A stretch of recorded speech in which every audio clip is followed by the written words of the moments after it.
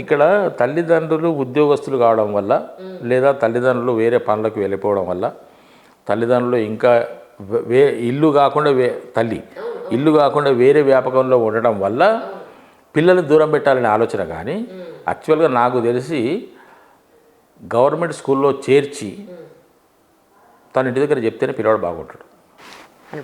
నా అభిప్రాయం 100% కరెక్ట్. ఈ ఇంగ్లీష్ మీడియంలో కాకుండా ఈ హాస్టల్లో కాకుండా తల్లి అంటే ఇప్పుడు సమాజంలో ఇప్పుడు కుదరదు. రకరకాల ఆర్జన అవసరం అయిపోయింది.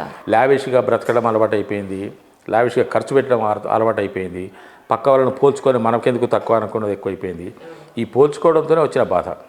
ఎక్కడైతే పోలిక లేకుండా మనల్ని మనం కంట్రోల్ చేసుకొని ఉండగలుగుతామో మనిషి ప్రశాంతంగా ఉండగలుగుతాడు మేడం. పిల్లలు చిన్న వయసులోనే పిల్లలు దూరం అయిపోయి హాస్టల్లో ఉంటే అది చాలా బాధ అండి నిజంగానే. నేను మా పిల్లల్ని అంటే నా మనవాళ్ళని హాస్టల్లో వేస్తే నాకు ఏడుపు వచ్చేది మేడం. వాడిని పంపిస్తుంటే వాడు వెళ్ళిపోతుంటుంటే ఏడుపు వచ్చేది. మరి వాళ్ళ తల్లిదండ్రులు ఏడవలే కదా.